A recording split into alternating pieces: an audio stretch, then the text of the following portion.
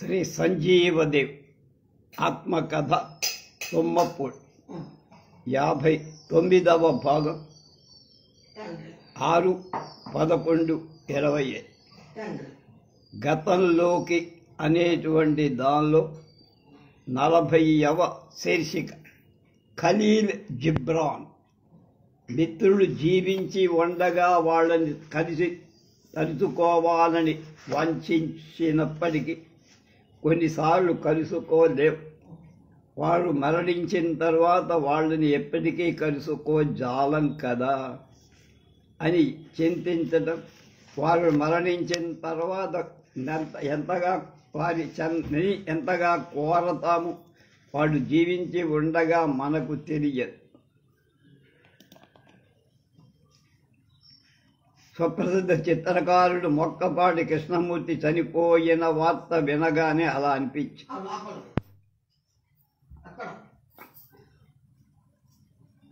ఆయన జీవించి ఉండగా ఆయన ఒకనాటికి మరణిస్తాడు అన్న ఆలోచనే తట్టదు. ఇవాళ ఆయన చనిపోయిన తర్వాత ఆయన జీవితాన్ని గురించి రచించిన చిత్రాల గురించి రాసిన కవితల గురించి ఎన్నో ఆలోచనలు తట్టసాగే. కళాకారులనుకునే వారిలో ఉండే వాంఛనీయ గుణాలు మాత్రమే కృష్ణమూర్తిలో ఉండేవి, కానీ అవాంఛనీయ గుణాలు ఉండేవి కావు. ఆయన రచించిన చిత్రాలు కూడా భావ మాధురికి తోడు రూపదృష్టిని కూడా కలిగి. ఒక సమర్థకత గల గృహ యజమాని మరణించిన తర్వాత ఆ కుటుంబంలో సుస్థిరత పోయి ఏదో అస్థిరత, తాత్కాలిక భావం, నిరాశ, నిస్పృహ మొదలైనవి ప్రవేశిస్తాయి. మొక్కపాటి కృష్ణమూర్తి ఎంత కూడా అంతే. సాహితీ పత్రిక సంపాదకులైన సామవేదం జానకి రామ శర్మ గారి కోరికపై సాహిత్యలో మొక్కపాటి కృష్ణమూర్తి గారి జ్ఞాపకాలు అని ఒక వ్యాసం రాసి దానిలో ఆయన వ్యక్తిత్వాన్ని గురించి, ఆయన కళలోని వ్యక్తిత్వాన్ని గురించి వివరించి, ఆయన గురించి నేను రచించిన వ్యాసాన్ని ఆయన తప్ప ఇతరులంతా మెచ్చుకున్నారు. దాన్ని చదివి సంతోషించడానికి ఆయన లేడు కనుక. గొప్పవారు జీవించి ఉండగా వారిని గురించి వ్రాస్తే దాన్ని మెచ్చుకోరేమో కానీ భయం కూడా ఉంది. తర్వాత సాహిత్య వ్యాసాలు మాత్రమే కాక నా చిత్రాలు కూడా ఏకవర్ణంలో అచ్చు అయ్యాయి. సాహిత్యంలో వెలువడిన వ్యాసాల్లో దేహి విదేహి అన్నది ఒక ప్రత్యేకమే. అది సాహిత్యానికి కానీ కవులకు కానీ సంబంధించిన మరణం, శరీరం, ఆత్మ అనే వాటికి సంబంధించి మానవుడు 24 గంటలు శరీరంలో ఉంటే మాత్రమే చాలదని, కొంతసేపైనా శరీరానికి ముక్తాకాశంలో స్వచ్ఛంద వాయువుల్ని పీలుస్తూ జీవించాలని, అప్పుడు కానీ మానవుడు నిజమైన స్వేచ్ఛను అనుభవించడని ఏమేమో వింత మాటలు వ్రాస. దాన్ని చదివిన పాఠకుల నుంచి కొన్ని అనుకూలం, కొన్ని ప్రతికూలమైన స్పందనలు వచ్చాయి.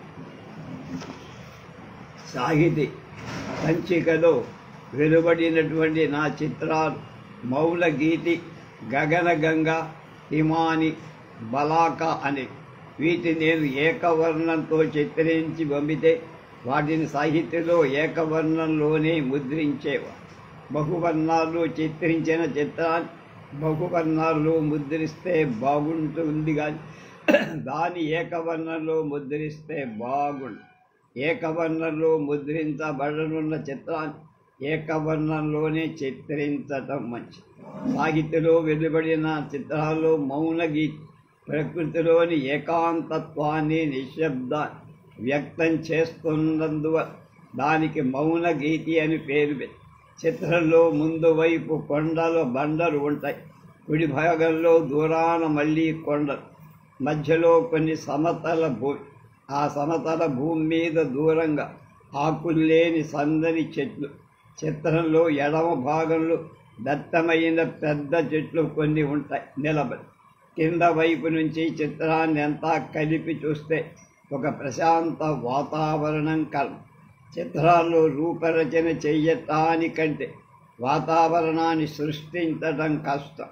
రూపాలు స్పష్టంగా ఉంటే వాతావరణం అస్పష్టంగా.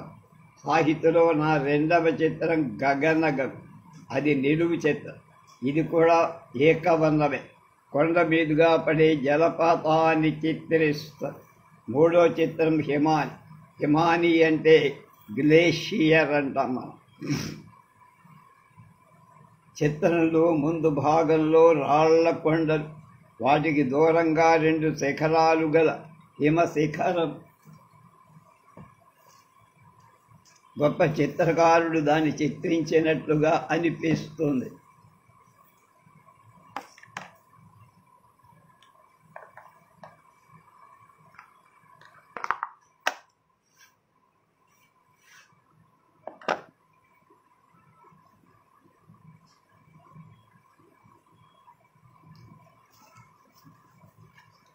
నాలుగో చిత్రంలో బలాక అంటే కొంగ. చిత్రకళలో నెమలి కంటే కొంగకే ఎక్కువ స్థానం ఉంది. నెమలి అందమైందే కానీ సందేహం లేదు. దాని వంద సౌందర్యం అవర్ణనీయం, వర్ణించలే.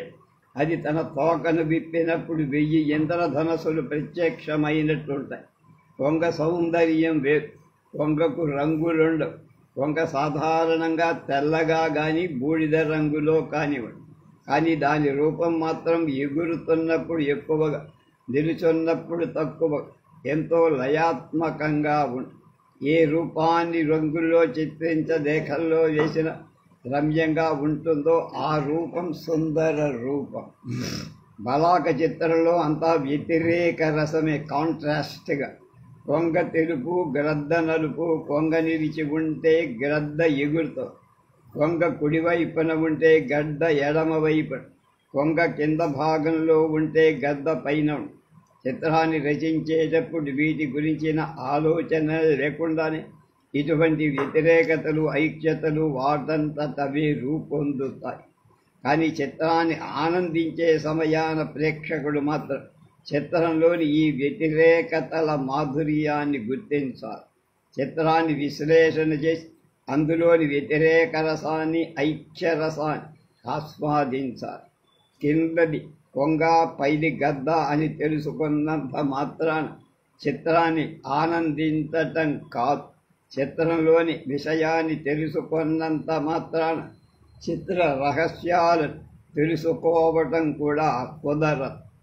ఒకే పత్రికలో ఒక స్రష్టవి సాహిత్య రచనలు, చిత్ర రచనలు ప్రచురింపబడుతూ ఉంటే వాటిలో ఏవి బాగుంటాయో పాఠకులు తేల్చుకోలేని చిత్రాలు ఎక్కువగా బాగుంటే ఆయన చిత్రకారుడని, సాహిత్య రచనలు బాగుంటే ఆయన సాహిత్యకారుడని తేలుస్తుంది లోకం.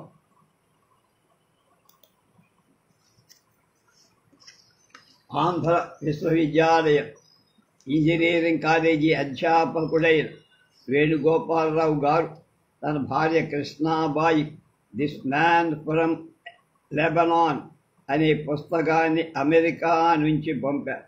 దాన్ని చూసి కృష్ణాబాయి నాకు ఉత్తరం రాసి, ఆ ఉత్తరానికి నేను జవాబులో ఇలా రాసి, అమెరికా నుంచి మీకు బాబు పంపిన దిస్ మ్యాన్ ఫ్రమ్ లెబనాన్ ఉన్న ఖలీల్ జిబ్రాన్ చిన్నప్పటి రూపంలో కళ్ళు అవి నా పోలికలో ఉన్నాయన్నారు మీరు.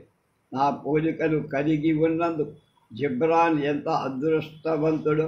అందుకనే జిబ్రాన్ నా అంత గొప్పవాడు అయినాడు. మరి నేను జిబ్రాన్ అంత గొప్పవాడిని కాలేకపోయి.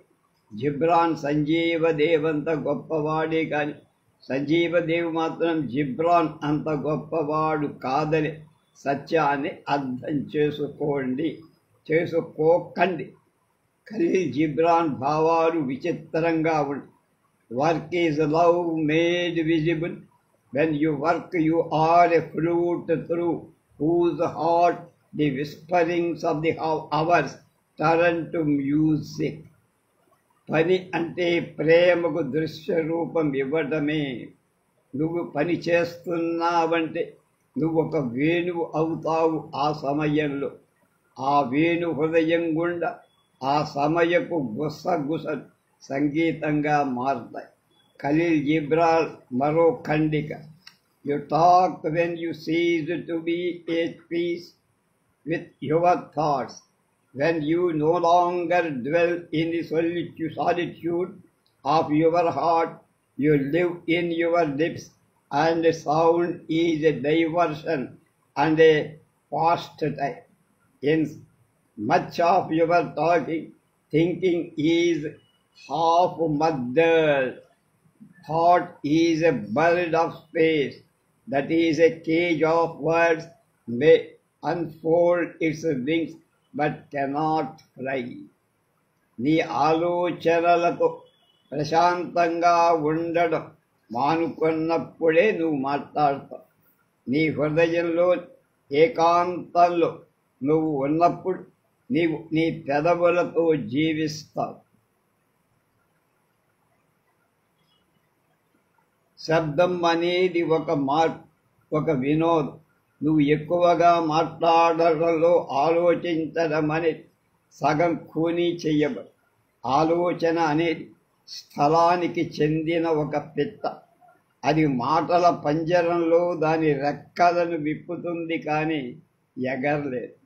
జిబ్రాన్ విచిత్ర భావాలను మనిషిని సృష్టించడు, మనిషినే భావాలు సృష్టిస్తాయి అంటాడు డాక్టర్ సిజి యుంగ్ అనే మనోవైజ్ఞానిక శాస్త్రం. నేనంటాను, భావాలను మనిషి సృష్టిస్తాడు, తిరిగి మనిషిని భావాలు సృష్టిస్తాయి. అమెరికా నుంచి వేణుగోపాలరావు గారు నాకు బొమ్మల డైరీ పంపారు. దానిలో అన్ని మంచి కలర్ ఫోటోలే. ఆ డైరీలో దినచర్య వ్రాయకుండా నిత్యం కొన్ని ఆలోచనలు ఇంగ్లీష్లో వ్రాసుకుంటాను. ఆ డైరీలో దినచర్య వ్రాది. ప్రపంచంలో ఏ విషయాన్ని వదల్ల, మన్ను మొదలు మిన్ను వరకు అన్నిటినీ గురించి ఇంగ్లీషులో మ్యూజింగ్స్ అంటారే, ఆ రూపంగా వ్రాసి. రూపానికి పేరుకు ఉండే భేదం, రూపం నశిస్తుంది, పేరు నశించదు. ఈ విధంగా నిత్యం మనసులో వచ్చిన భావానికల్లా అక్షర రూప కల్పన చేయటం, మనసులోని భావాలని అక్షరాలుగా మారిపోయినందున వ్రాసిన అక్షరాలు తప్ప మనసులో ఇక భావాలు లేవేమో అనిపిస్తుంది. అయితే రచయిత జాగ్రత్త పడాల్సిందేమిటంటే పునరుక్తి రాకుండా చూసుకోవాలి. నిత్యం తలెత్తే భావాలలో వచ్చిన లాభాలు మళ్ళీ మళ్ళీ వచ్చే ప్రమాదము. అటువంటి పరిస్థితిని తలెత్తకుండా చూడటం చాలా అవసరం. లేకపోతే రసాభాస, కొన్ని నిన్నటి భావాలు కొత్త ముసుగేసుకొని వచ్చి కొత్త భావాలుగా నటిస్తాయి. వాటిని గుర్తించడం కష్టం. కొత్త కొత్త వ్యక్తుల నుంచి ఉత్తరాలు వస్తున్నాయి. సాహితీలో నా వ్యాసాలు చదివిన ప్రేక్షకుల నుంచి, మంచి చదువుకున్న పాఠకుల నుంచి నా భావాలను, బుర్జువా భావాలను అపార్థం చేసుకుని కొందరు పాఠకులు తమాషాగా ఉత్తరాలు రాశారు. నేను రాశాను. బుర్జువా భావాలకు, బూజు పట్టిన భావాలకు తారతమ్యాన్ని చూపించి, బూజు పట్టని భావాలుగా ఉన్నంత కాలం మీ దృష్టిలో చెడు అంటే ఏమిటి, మీ దృష్టిలో చెడు అంటే ఏమిటో చేరిన తర్వాత చెడు కానిదంతా మంచి అని తెలుసుకోరాదా అన్నారు. నూతనంగా సాగుతున్న ఉత్తర ప్రత్యుత్తరాల ద్వారా సరికొత్త మానవ మనస్తత్వ అనుశీలన చేసే అవకాశం ఏర్పడినందు చాలా చాలా ఆనందం కలిగాయి. కొన్ని జపాన్ పుస్తకాలు, కొన్ని సుదూర 41, కొన్ని సుదూర ఏకాంత ప్రదేశాలు ఒక విధంగా ఆకర్షణ కలిగి ఉంటాయి.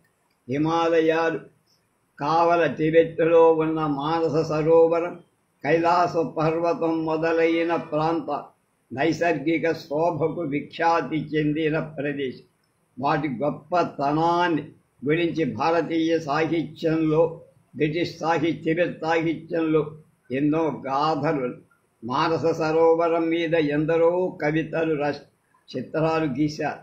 మానస సరోవరాన్ని చిత్రించి కవిత వ్రాయాలని నా అభిలాష. 1-2 ప్రయత్నాలు చేస్తే నాకేం సంతృప్తి కలగ.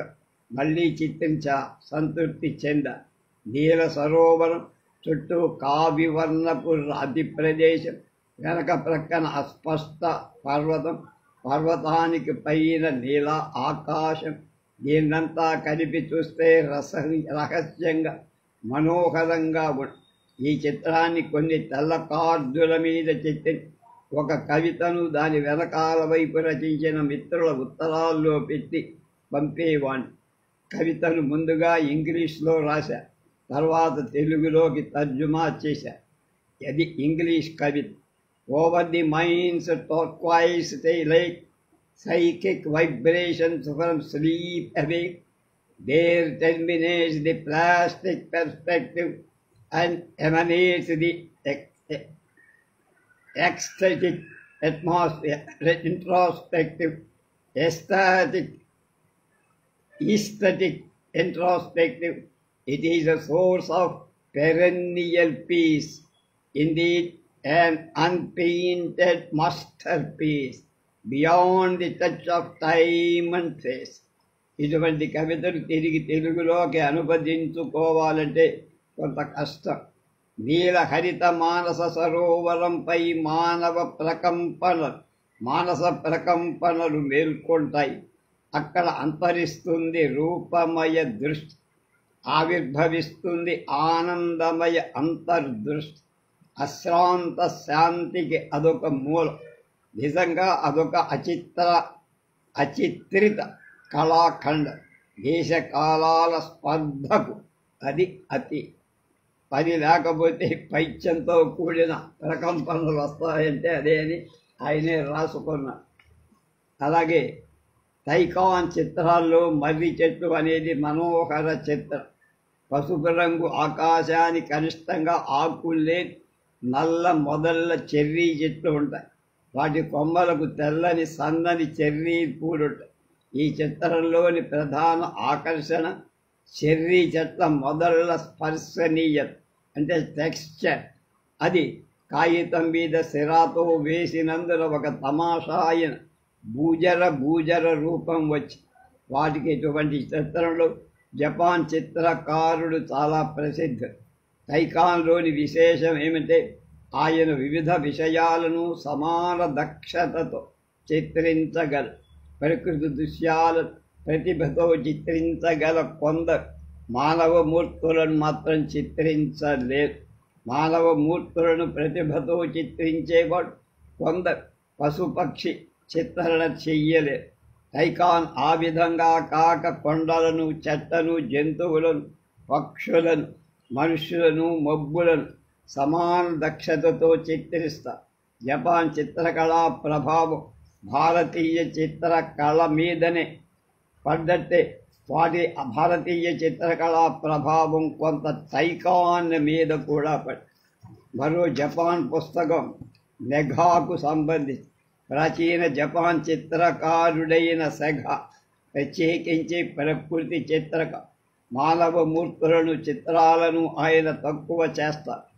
పువ్వులను, పక్షులను ఆయన చేయటంలో దిట్ట. అసలు సహజంగానే పువ్వులు, పక్షులు లలితంగా ఉంటాయి. అవి ఇక సెఘా చేతుల్లో ఇంకా లలిత తరం అవుతాయి. ఆయన కొంగల అనుశీలన చాలా ప్రాణవంతంగా, లయాత్మకంగా ఉంటుంది. సెఘా ప్రధానంగా ప్రకృతి చిత్రకారుడు కనుక ఆయన రచించిన ఇతర చిత్రాల కంటే ఆయన ప్రకృతి చిత్రాలే ఎక్కువ ప్రసిద్ధి పొందాయి. నదులను, నదీ తీర విశేషాలను, నదిలోని నావలను చిత్రంలో ఆయన చిత్రించడంలో ఆయన అద్వితీయ ప్రతిభ.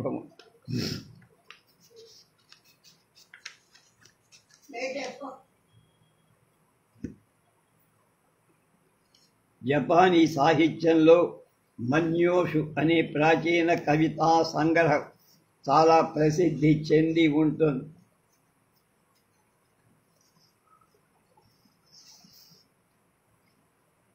The land of the read plants అనే చిన్న సైజు చిత్రాలు 100. ప్రతి చిత్రానికి ఒక కవిత. స్వయంగా ఇవి చిత్రాలకు కవితలు కాదు, కవితలకు చిత్రాలు రచించబడ్డాయి. అయినా కవితకు మాత్రం రచించబడిందా, చిత్రానికి కవిత రచించబడిందా అనే ప్రశ్న అనవసరం. జపానీ సాహిత్యంలో మన్యోష్ అనే ప్రాచీన కవిత సంగ్రహం చాలా ప్రసిద్ధి చెంది.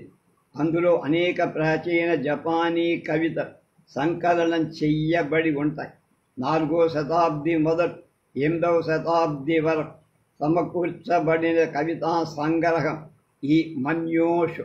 ఇందులో 4000 దాకా భావ కవితలు ఉంటాయి.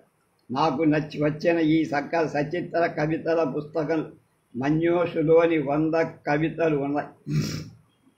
వాటి ఇంగ్లీష్ తర్జుమాల్లో ఉన్నాయి జపానీ భాష నుంచి. Night crows are crying, telling of the coming dawn, yet still the treetops on the peak I cross alone are deeply hushed in silence.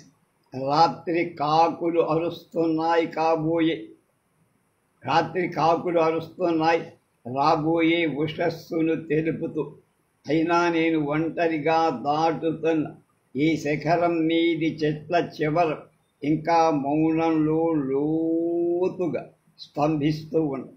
మరో I shall wait a while for the moon to rise and shine, and then start homeward when the red mandarin flowers in my hair cast a shadow. చంద్రుడు పైకి లేచి ప్రకాశించేదాకా నేను కొంతసేపు వేచి ఉంటా. తర్వాత నా జుట్టులోని ఎర్రమందారపు నీడను వేసినప్పుడు నేను ఇంటి వైపుకు బయలుదేరు. వెన్నెల రాకముందు ఏ వస్తువుకు నీడ ఉండదు. వెన్నెల వచ్చాక ప్రతి వస్తువుకు నీడ ఉండదు. తనలో ఉన్న మందార పువ్వుకే కాక తన శరీరానికి కూడా నీడ ఉండదు. అటువంటప్పుడు నా నీడ ప్రాకినప్పుడు నేను అని అనొచ్చు కదా.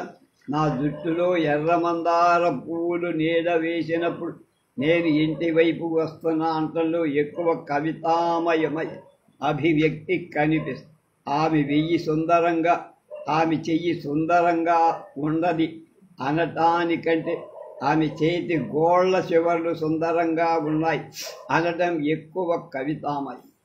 ఇక జపాన్ నుంచి వచ్చిన 4వ పుస్తకం బుక్ ఆఫ్ టీ. దీని గ్రంథకర్త జపాన్లో ప్రసిద్ధ కళా సమీక్షకుడు ఒకాకురా కుకూజో, డాక్టర్ ఆనంద కుమారస్వామి, డాక్టర్ అవనీంద్రనాథ ఠాగూర్ మొదలైన వాడు భారతీయ కళా పునర్జాగృతి ఏ సేవ అయితే చేశారు. ఒకాకురా కుకూజో జపాన్ కళా పునర్జాగృతి అదే సేవ చేశారు. ఒకాకురా కకూజో గురించి సాహిత్య మాసపత్రికలో నేను ఒక వ్యాసం రాశాను. కకూజా రచించిన బుక్ ఆఫ్ టీ సాంస్కృతిక జగత్తులో చాలా ఖ్యాతి పొంది. జపాన్లో తేనీటి పండగల ప్రాధాన్యం చాలామందికి తెలిసింది. జపాన్ జాతీయ జీవనం ఈ తేనీటి టీ యొక్క పండుగలకు ఎంతో ప్రాధాన్యం పొందుంది. ఈ తేనీటి పండగల ద్వారా తన బుక్ ఆఫ్ టీలో ఒకాకురా కకూజో బోలెడన్ని విషయాలు దూరప్రాచ్య రసతత్వం సంబంధించినవి అభివ్యక్తపరి. కకూజో ఈ చిన్న పుస్తకాన్ని మౌలికంగా ఇంగ్లీష్లోనే రాశారు. ఆయన అభివ్యక్త శైలి భావప్రధానం. ఈ పుస్తకం మొదట్లో 1906లో ప్రకటించబడింది. తర్వాత 56లో 59లో పునర్ముద్రణ. Nothing is more hallowing than the union of kindred spirits of art. At the moment of meeting, the art lover transcends himself. At once he is and not. He catches a glimpse of infinity, but words cannot voice his delight. For the eyes has no tongue, freed from the fetters of matter. His spirit moves in the rhythm of things. కళలో సామ్యశక్తుల కలయిక అంటే పవిత్రమైంది మరేది ఉంటుంది. కలిసే సమయాన కళా ప్రేమి తన్ను తానే అధిగమిస్తాడు. ఒకే సమయాన్ని తాను ఉండటం ఉండకపోవటం కూడా అనంతత్వపు దృశ్యాన్ని అతడు అందుకుంటాడు, కానీ మాటలు తన ఆనందాన్ని వ్యక్తపరచలేవు.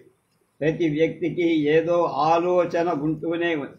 వాటిలో కొన్ని పాత ఆలోచనలుగా, కొన్ని కొత్తవి.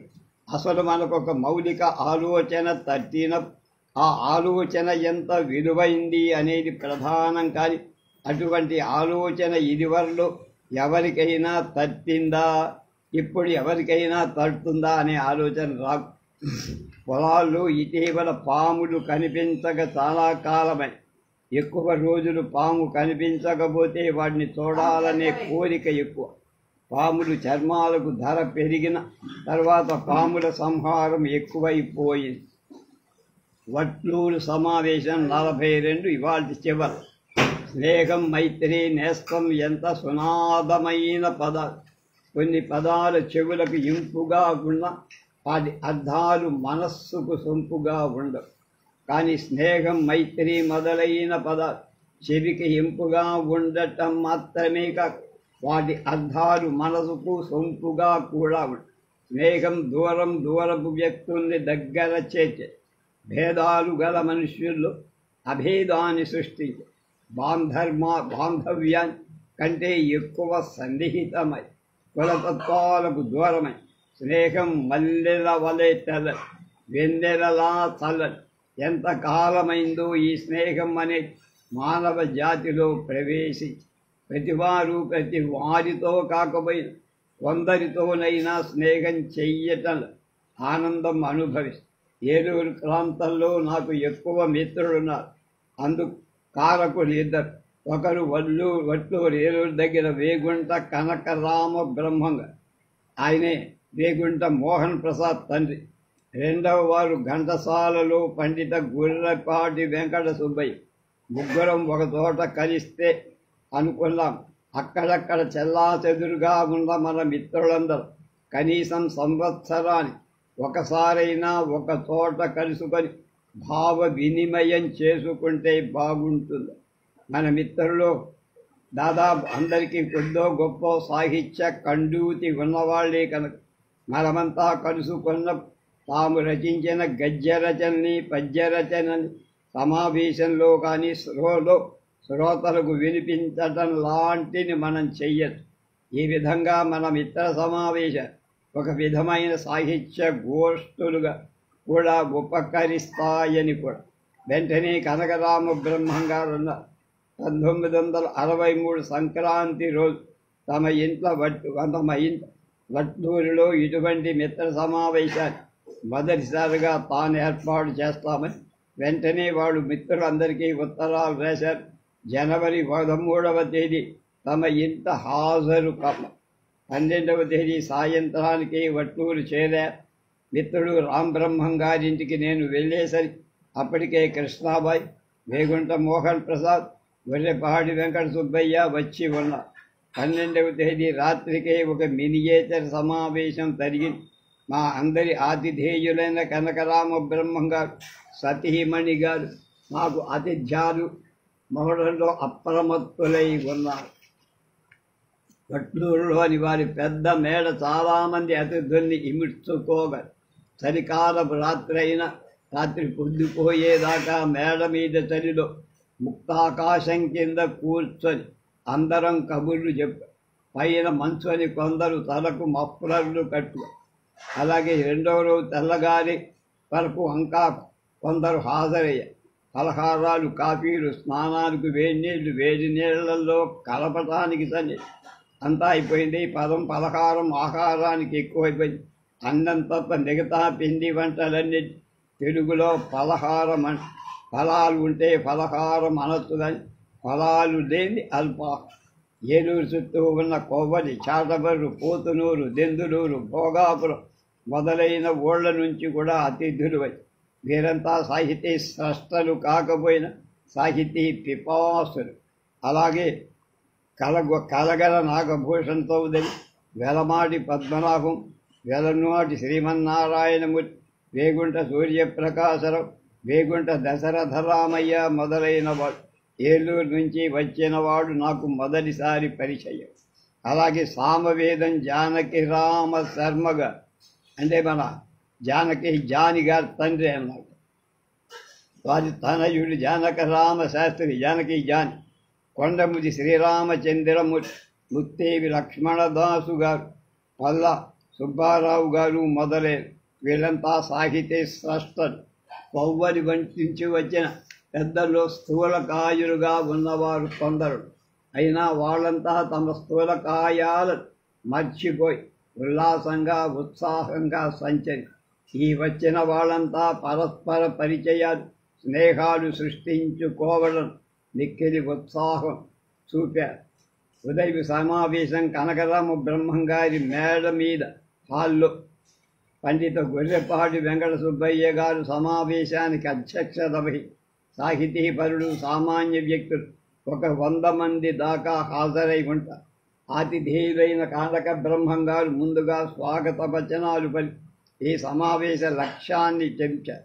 అధ్యక్షులు సుబ్బయ్య తెల్ల మీసాలు సవరించుకుంటూ తమ అధ్యక్ష ప్రసంగం ప్రారంభించి ఆ సభ ప్రత్యేకంగా సాహిత్య సభ మాత్రమే కాక ఒక మిత్రమండలి సమావేశమని, ప్రపంచంలో మైత్రికి మించిన మంచి లేదని ఏవేవో చెప్పారు. రాజమండ్రి నుంచి వచ్చిన రంధి సోమరాజు తన నూతన రచనల గురించి చదివారు. సోమరాజు గారు గద్యం చేసిన పద్యం చేసిన విలక్షణం.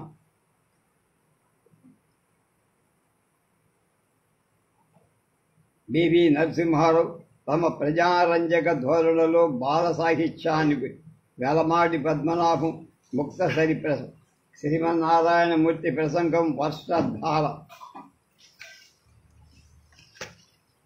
మధ్యాహ్నానికి హాజరైన వారిలో కొందరు ఉపన్యాసాలు మాత్రమే పూర్తయి, మిగిలిన వాళ్ళవి సాయంకాలం. రేపు ఉదయం సమావేశంలో అందరూ భోజనాలకు లేచాం. వీరందరికీ రామబ్రహ్మం గారింట్లోనే భోజన సమయంలో వృద్ధుల మీద యువజనుల చమత్కారం, వీరిపైన వారివి ఆనందంగా సాగి పదార్థాలు వండిన వాళ్ళకి అభినందనలు, ప్రక్క పంక్తిలో కూర్చున్న వారి విస్తరణలు ఎక్కువగా వడ్డించమనే వాళ్ళ పరిహాసాలు. ఈ విధంగా సభలు. సాయంకాలం సభలో శ్రీమతి కృష్ణాబాయి ఒక రచన అది సాహిత్య సమీక్షకు చెందింది. నేడు ఎటువంటి సాహిత్యంలో దేశం అమల్లో ఉంది, ఎటువంటి సాహిత్యం అమల్లో ఉండాలి అని చెప్పి తర్వాత రేపు మధ్యాహ్నం నుంచి వాళ్ళక్కడ అదృశ్యమైపోతారు. 3 పూటలు మాత్రమే సమావేశం. 13వ తేదీ అంతా మధ్యాహ్నం వరకు తెల్లవారింది. సంక్రాంతి ప్రతి సంవత్సరం వచ్చినట్టే ఈ సంవత్సరం కూడా జనవరి 14కే వచ్చి, ఎప్పుడైనా అరుదుగా 15. 2 సార్లు కార్యక్రమాల్లో పాల్గొనవలసిన వాడు, ఒకసారి మాట్లాడేవాడు. అలాగే రాధాకృష్ణ అనే యువకుడు భావగర్భితమైన రచనలు చేశాడు. అలాగే తన రచనలో ప్రాముఖ్య ఘట్టాలను సంజీవదేవి చెప్పారు. ఇంకా కొందరు లేత వయస్సు వాడు మంచి రచనలు చదివారు. మొత్తం మీద 2 రోజుల సమావేశాలు విజయవంతంగా అయ్యాయి. అతిథులు సంతోషించారు, ఆతిథేయులు సంతోషం. మధ్యాహ్న భోజనం తర్వాత కొద్ది మంది మిత్రులందరూ ఎక్కడి వాళ్ళక్కడికి వెళ్తారు. మేము ఆ రోజంతా కొంతసేపు ఏలూరులో కూడా గడిపి కొద్ది మంది మిత్రులను రాత్రి పొద్దుపోయేదాకా ఉండి అనేక విషయాలు మాట్లాడుతాం. వడ్లూరులో జరిగిన ఈ సంక్రాంతి సమావేశం మూలంగా ఎందరో కొత్త పరిచయితులు ఏర్పడి వారిలో కొందరికి మంచి ఉత్తరాలు రాసి నా నుంచి జవాబులు పడి సంక్రాంతి వెళ్ళిన తెల్లారి మిగతా 4-5 ప్రజలు బస్సులో వాళ్ళ గ్రామానికి వెళ్ళిపోయి నేను రైలుకు బయలుదేరా.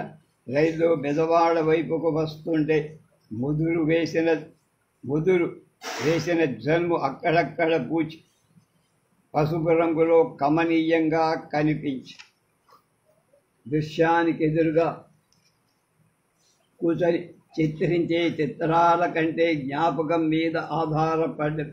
ఆ సాయంత్రానం ఇంటికి తిరిగి వచ్చిన తర్వాత కూర్చొని ఒక చిన్న చిత్రాన్ని ప్రారంభించి పూర్తి చేసి తాను నిరీక్షించిన ప్రకారం తన కవిత తయారైన తన చిత్రం తయారైన లేక మరి ఇంకే పని తయారైన మనిషికి కలిగే ఆనందానికి హద్దులు ఉండవు. రేపు నా తొలి పుస్తకం అని 43వ శీర్షిక మనం చెప్పుకున్నాం.